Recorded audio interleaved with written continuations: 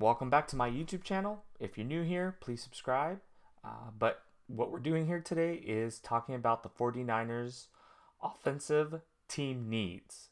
And if you know me, I love team building. I love the way that you have to manage cap and build and improve your roster. It's one of the most important things in football, especially in a cap era. So with that, we'll get started. Again, the order that I talk is not in any, you know, order of need or importance. It's just going through some things on the offensive side. I will then start with the offensive line. Okay, so with the offensive line, I definitely think this is something that the 49ers need to focus on specifically. There's a lot of potential change here with Laken Tomlinson being a free agent, Alex Mack potentially retiring, McGlinchey coming off of a pretty bad injury that might require him to not play right away. He might start off on the pub. Who knows? It's an injury that could potentially take 10 to 12 months from the date of injury to get full strength. So it's kind of interesting to see how they kind of build this group. Brunskill is a restricted free agent. Then we have Compton as a free agent who actually did pretty well on the run block situations compared to his pass blocking. Kind of not very good. And I think one of the things that I want to talk specifically is Laken Tomlinson. If you notice, I have on the screen a projection from Andrew Russell, who works for PFF. He has an article basically breaking down all the potential contracts and what the potential projections are. And he has Laken Tomlinson at 3 years, $27 million. 16.5 million of that would be guaranteed. I think that is doable. I'm actually expecting him to get paid higher, a little more in the open free market if he makes it to that. I think one of the teams that we would look out for is the Dolphins, especially with Mike McDaniels there. Their focus this season should be the offensive line. It was one of the worst position groups on that team. So if Laken Tomlinson does hit free agency, which I fully expect him to do, there is no reason for him to not. This is basically his last chance on getting a big contract. Really, the 49ers more than likely will do the same thing what they did with Trent Williams. They let him hit the market. They'll basically tell him, come back to us with whatever you got. We'll have a discussion at the end. Give us a chance to match it or to beat it. I think that is probably, he's a veteran, a very respected veteran who deserves the opportunity to maximize his contract. Is his last chance. So I think that's where the team will go with that. Now, do I think he's going to be re-signed? If it hits that 3 years, $27 million, I definitely think there's a huge possibility that at that number, it does make sense. Anything over 10, 11, 12, 13 million a season gets really tough for the 49ers. Now, can they backload it? Yeah, but it's really only a 3-year deal. Now, the cap is supposed to go up, I think, to like 225 next season, where it's currently at 208. Again, projection. So they could lower the cap this coming year, but you also have to think we have already 2 million dead cap from Laken Tomlinson going into the season. That we haven't even, if we retain him, that's gonna be on top of what we pay him on his salary that we've paid previous years. So it'll be interesting, especially since we need to improve this offensive line. And I know that Trey Lance has the ability to escape pressure. He has the legs to move. That's something that will add on, but really you don't want to set him up for failure. I think you want him to have at least above average pass protection. You don't want to put that on him where he has to be using his legs everywhere to get out of the pocket to escape pressure. You kind of want to set him up for success. So that will be important. The Mike McGlinchey situation, I know a lot of people talk about moving him and trading him, but I just don't see it happening on why other teams would want him, right? You don't know if he's going to be ready week 1. He does have a $10 million cap hit. The injury kind of screws us. And, people think he's not good, but he was actually playing pretty well, even in the pass protection this past season before he got hurt. PFF, I believe he graded out a little higher than I think everyone. I think he was about where Trent Williams was on the pass protection. He actually has a higher grade than run blocking, which is surprising, um, because he is a better, typically a really good to elite run blocker, and not, he struggled in the past with pass protection. I think it more than likely he stays. The concern is he going to be ready week 1? And I just don't know. And that's a concern because what we're going to put at there. We could sign Compton. He is older, but he's going to be a cheap option, couple mil, 3-4 million as a backup option. Again, but that's not really improving the offensive line. You're still going to have a massive issue because Compton's not good at pass protection. Then, that's a huge concern. I think the 49ers need to focus on, either drafting a tackle in the second or third round who can potentially have that guard versatility if Mike McGlinchey's ready, especially if you bring back Compton, right? You want to provide as much competition for that position, and you can improve the swing position because, as we've seen, we have a lot of injuries, specifically with this offensive line. Trent Williams seems to always get nicked up. It's been in his history. McGlinchey, he didn't have that issue in college, but he's had a few injuries and this big one this season. And we haven't even talked about the right guard spot. So having a guard who could potentially be a swing tackle, and a potential guard versatility is important. So we'll see how that plays out. Now, I haven't even talked about Aaron Banks and Brunskill. So Brunskill is a restricted free agent. I'm assuming we'll put like a second round tender on him if they would like to keep him. If they're kind of, if they want to lower, because I think that ends up being like $4 million for the second round tender.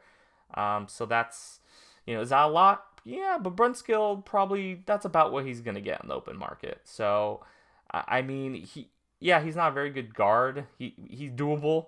But he has that, he's kind of a utility guy, right? So if he ends up being more of a backup guy, he can play that tackle spot. Maybe that's something that if Aaron Banks does earn the guard position, the right guard spot, maybe he's able to fill in for McGlinchey early on if McGlinchey's not able to play.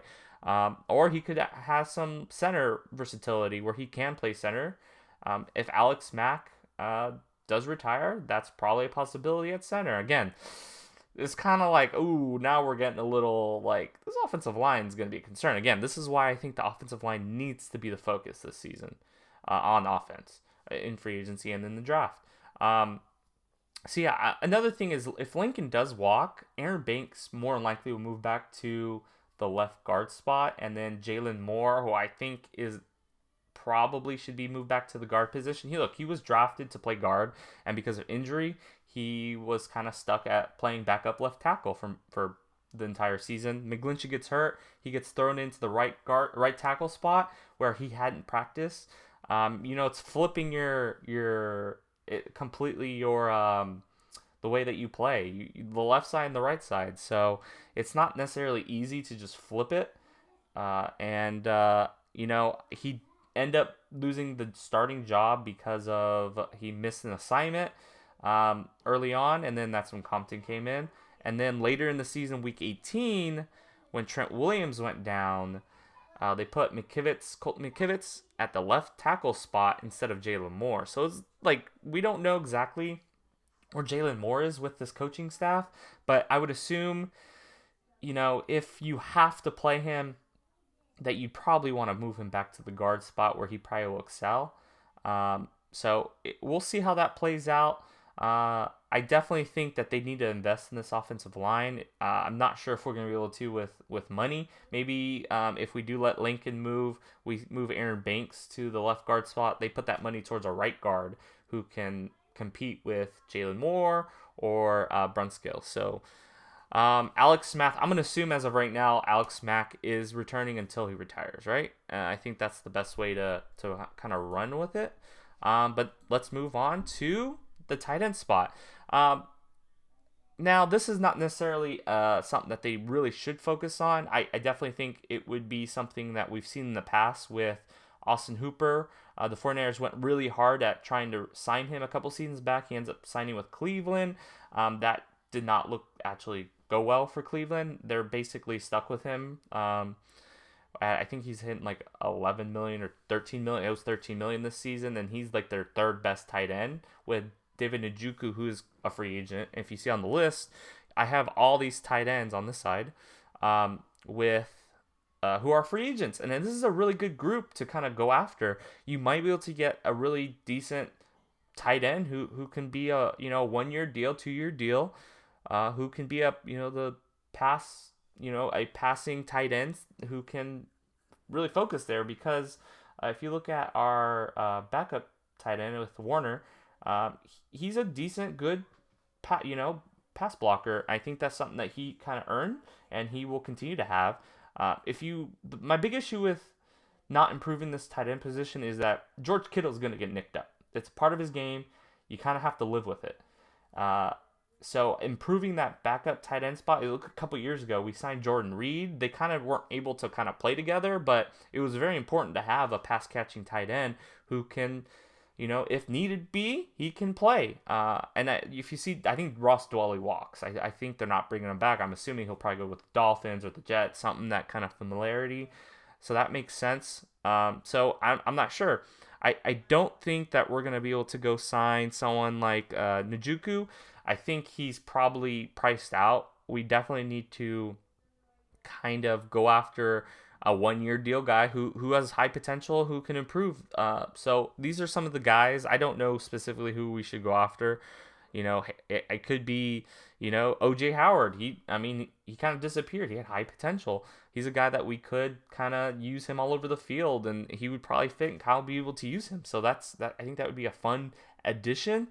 There's a couple guys, Tunyon, who's the tight end from the Packers. He's going to hit free agency. I don't know if he's going to be able to be someone we can afford, but he's a good, tight end who can, be used in the passing game. He does have injury concerns. I don't know if you want to add that. And, with how we have signed guys in the past with injury concerns, I think you should avoid it. I'm going to assume the one thing is, it looks good right now, this tight end class for free agency, but things can change. People can be re-signed, stuff like that. So just something to look at if the 49ers do want to improve that backup tight end. I think it's a very important position to improve because George Kittle does get nicked up. All right.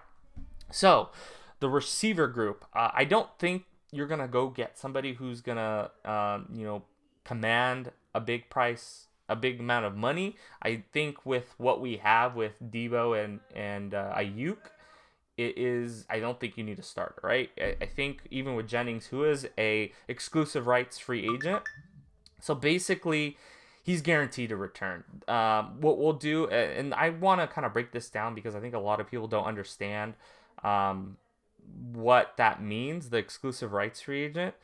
Basically, it's any NFL veteran who reaches the end of his contract with less than 3 years accrued seasons. And the team will basically sign them to an original place minimum salary tender, and no other team can sign him for the exclusive rights free agent. It's only the 49ers as long as they put a salary tender, and he's going to get a minimum price, so I'm assuming it'll be $800,000 to $1.3 million. Those numbers have yet to be announced on what the exact number is, because when the salary cap goes up, everything goes up, franchise tag, the tenders, all that stuff. So once the season, the off-season new year starts, that's when those things typically are announced. So yeah, Jennings is basically guaranteed as long as the 49ers want him to be back, he'll be back. And of course, he's going to be back. He's one of the, locker room guys who excelled last season. I'm excited to see what he can do with Trey Lance. It's going to be fun. He's a third down monster, kind of Kendrick Bourne-esque, especially with his personality. It's a good person to have in that locker room. Kind of has that mean dog personality that you definitely want at the receiver position. So I'm excited for that. But yeah, I think, like I said here, building depth at the receiver position will be important because Deebo Samuel does get nicked up. So it's important to have guys who can play. I think in the draft, you definitely want to focus probably between the 4th, 5th, and 6th round on, 4th or 5th, on kind of getting a deep threat guy who can add an element to this offense. I do think that Brandon Ayuk will excel on that uh, deep, uh, deep passing game that the 49ers haven't had in the past because, Trey Lance can get the ball down the field. And the person who seems to be always open down the field is Brandon Ayuk. So, just building depth. Go get guys who are cheap who can make an impact if need be and build through the draft. I think, last year we thought that the 49ers would go and draft a slot guy in the draft, but it just didn't work out that way. And again, it just how your board falls is how you end up drafting. But I think they will definitely put an importance on drafting a receiver because it's definitely a very important position for Trey Lance and his potential development. All right, so the next group is the quarterback group. Of course, we're not signing a starter because we do have Trey Lance and the rumors of Tom Brady and Aaron Rodgers, blah blah blah blah blah. Okay, that's all hearsay until Tom Brady comes out of retirement and there's actual talk that will happen. I don't expect that to happen. Trey Lance is the starter. Again, Kyle Shanahan needs Trey Lance to be successful. The sooner he gets playing time, the sooner he will be able to develop. Him sitting is not the time at this point. He needs to play. We gave up a lot. And, Kyle Shanahan's job, basically going forward the next few years, if he keeps his job, is going to be because Trey Lance is successful. Because he gave up a lot. We need Trey Lance to be successful. So, with that, signing a backup quarterback whose skills match Trey Lance will be important. Why does that matter? Their skills matching up? Because you don't want to be running two different offenses, right? You want your backup who's running with the secondary backup players, the second offense in training camp and all that to match the same offense that you run with your starters. Because if your other players, your receivers, your offensive line, if they're having to, play a different offense like this past season, then when those players are needed, they will not have the experience to be able to play with Trey Lance, right? If an injury happens, you want those players to have the experience in the same type of offense that you're running. Another point, if you see, I have a list here of potential quarterbacks who can fit into that mold. And again, I'm not saying any of these guys will be the guys we'll sign, but they fit and they're free agents. And they potentially should help Trey Lance. You want a veteran guy who can help Trey Lance go through of experiencing, the ups and downs of the NFL. Okay, so the first one, Jacoby Brissett. He's had experience starting. He fits that mold. Current backup quarterback for the Dolphins. Then we have Tyrod Taylor, who actually has a connection with Anthony Lynn with the Chargers and with the Bills. And, of course, Anthony Lynn is our assistant head coach. So that there's a connection there already. He can vouch for him if that's a guy that he's, saying if Kyle Shanahan asks about him, he can vouch for him. Marcus Mariota, a guy who I don't really think he'll come here. I think he's going to be able to start somewhere with maybe as a gap quarterback for, let's say, like the Steelers. They've said that they would like to get more run elements out of their quarterback. So Marcus Mariota does match that. And they could also potentially draft a guy who can sit behind Marcus Mariota. So I don't necessarily think he fits here. Geno Smith. Geno Smith's all right. He'll be fine. He's been in the league for a long time.